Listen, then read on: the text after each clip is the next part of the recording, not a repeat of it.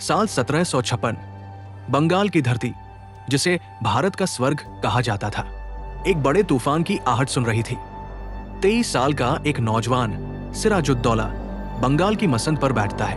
उसे नहीं पता था कि उसके अपने ही महल की दीवारों के पीछे विनाश की स्क्रिप्ट लिखी जा रही है। ईस्ट इंडिया कंपनी व्यापार के बहाने अपनी जड़ें जमा चुकी थी। नवाब ने उन्हें चेतावनी दी, व्यापारी बनकर रहो, मालिक बनने की कोशिश मत करो।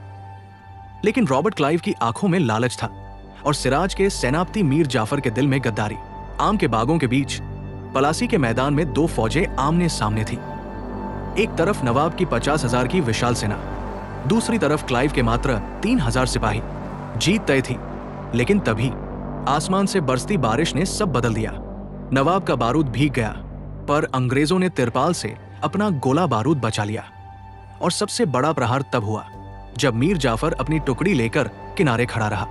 सिराज को एहसास हुआ कि उसने मैदान में दुश्मन से नहीं बल्कि अपनों से जंग हारी है। सिराज को भागना पड़ा, लेकिन पकड़े गए।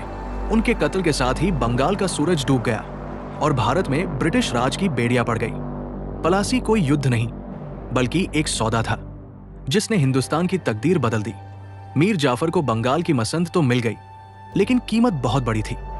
उसने जल्द ही जान लिया कि वो नवाब नहीं, बल्कि अंग्रेजों के हाथों की एक कठपुतली है। रॉबर्ट क्लाइव और कंपनी के अधिकारी अपनी जेबें भरने के लिए उससे लगातार पैसे मांगते रहे।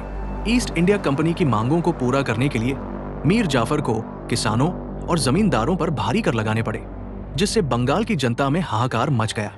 वो चारों तरफ से घिर चुका था। उसे अब अपनी गद्दारी का एहसास होने लगा था। जब मीर जाफर ने अंग्रेजों की मांगें पूरी करने में असमर्थता जताई, तो अंग्रेजों ने उसे भी धोखा दे दिया। साल 1760 में क्लाइव ने उसे हटाकर उसके दामाद मीर कासिम को बंगाल का नवाब बना दिया। मीर जाफर को उसकी गद्दारी के बदले में सिर्फ अपमान और हार मिली। वो अपने जीवन के आखिरी दिनों में एक कमजोर और लाचार इंसान बनकर रह गया। उसकी कहानी इतिहास के पन्नों पर एक चेतावनी है। जब आप अपने वतन से गद्दारी करते हैं, तो कोई भी आप पर भरोसा नहीं करता, न दोस्त न दुश्मन।